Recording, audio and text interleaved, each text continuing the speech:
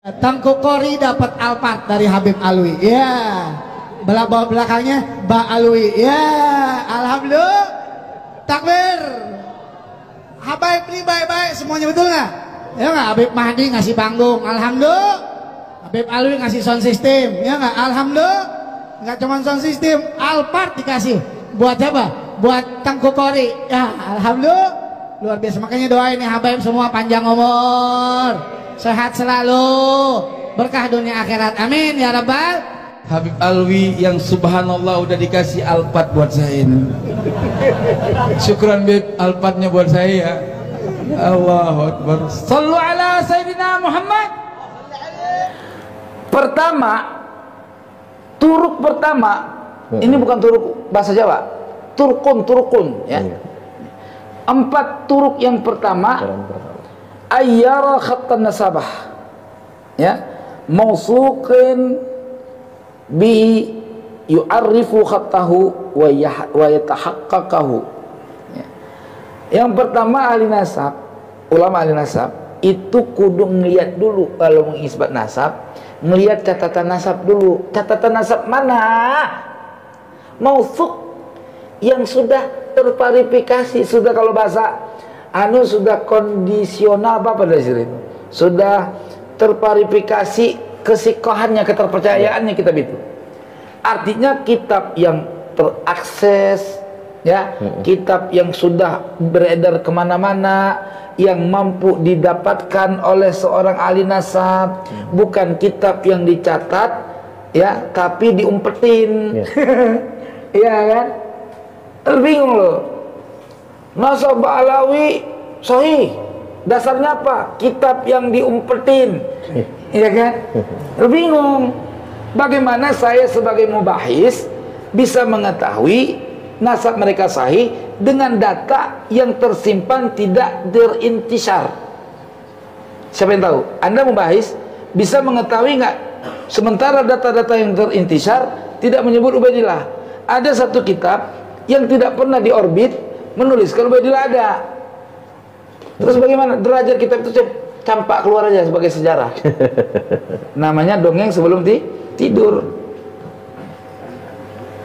Paham ya? Nah, di sini dibilang setelah ahli nasab menukil atau memandang, menengok ya, ngebet gitu kan, ngebet dalam kitab-kitab nasab gitu kan, yu'arrifu khattahu, ahli nasab mentakrif, mendobit catatannya gitu kan. Setelah mendobit catatan nasab tersebut, wa yatahaqqaqahu, dan mentahkik, mana mentahkik, meneliti secara mendalam, mendalamilah ya catatan nasab tersebut. Apakah catatan itu benar atau tidak? Apakah catatan itu sudah berdasarkan maraji, sumber atau tidak? Gitu. Bisa dipaham ya? Fahina idzin idza syahida khattan nasaba bi syai'in amil alaih. Kalau sudah seperti itu, pada saat sudah ditemukan kebenarannya, catatan itu sudah akurat ya, sudah fit ya, barulah kita wajib mengamalkan isbat yang ada di situ, mengambil tukilan. Jelas ya? Nah, yang kedua, ayyakuma indahul bayyinah asy-syar'iyyah, bayyinatus syar'iyyah. Yang kedua, berdirinya catatan nasab tersebut mesti ada bayyinah syar'iyyah. Jadi ahli nasab itu tahu nggak nih, catatan nasab ini, nasab orang ini sudah ada bayyinah syar'iyyah nggak? Apa sih bayyinah syar'iyyah? Kan gitu. Bayyinatus syar'iyyah adalah syahadatu rajulaini muslimaini hurraini balighaini, kesaksian 2 orang laki-laki ya. Ini yang pertama, tadi saya ulang yang pertama. Dari yang pertama gagal, mereka tidak mempunyai tahqiq kitab nasab.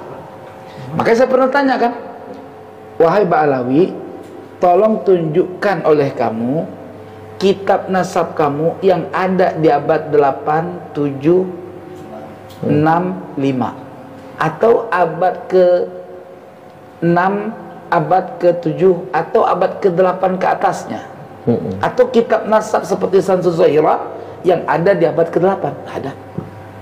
Orang kitab nasab mereka dibuat di abad tahun 1300 sekian Hijri. Untuk kitab nasabnya. Kitab nasab mereka baru ada tahun 1300 sekian Hijri, namanya Samsul Zahirah. Ya. Paling tua. Ya.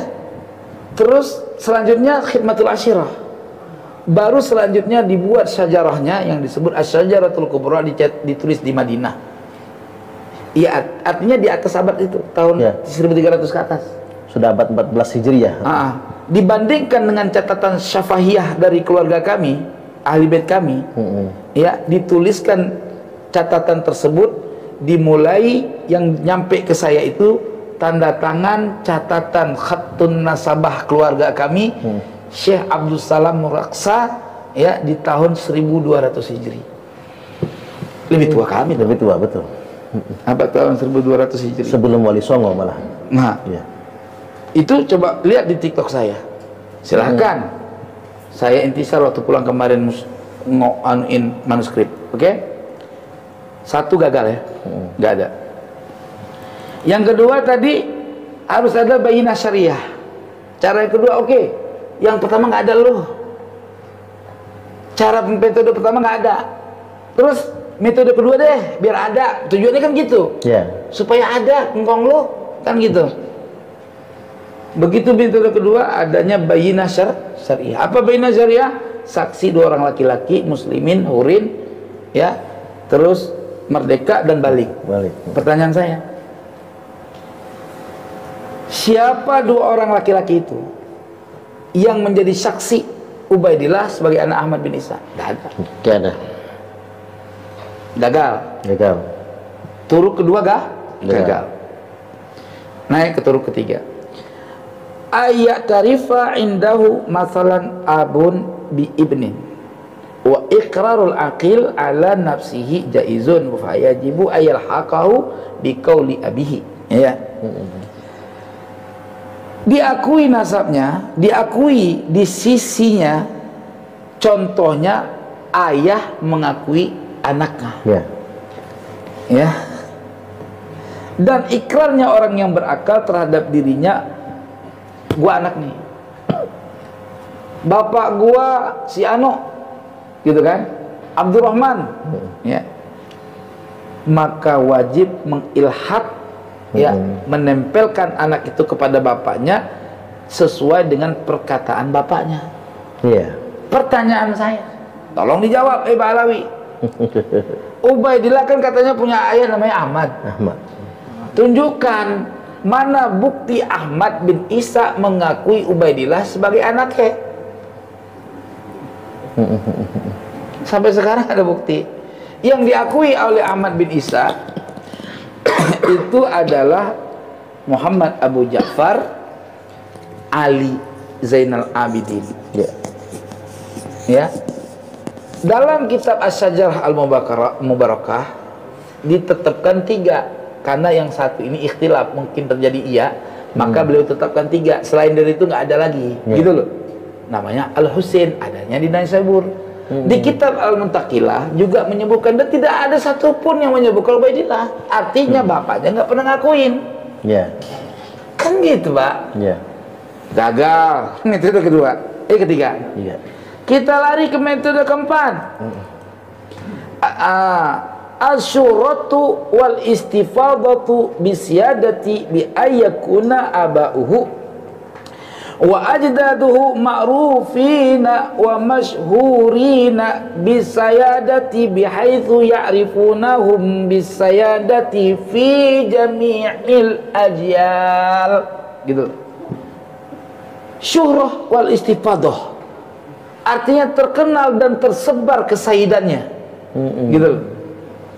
Dengan cara bagaimana? Bapaknya, engkongnya, kan gitu, sudah terkenal lagi masyhur sudah diketahui, sudah ma'ruf dan masyhur, terkenal kesaidannya. Kesayyidannya. Ya, dengan sekira-kira mereka bapak engkong, ya, itu dikenal sebagai kesaidan fi jami'il ajyal, di seluruh generasi. Nah, ini penting ya. Di seluruh generasi.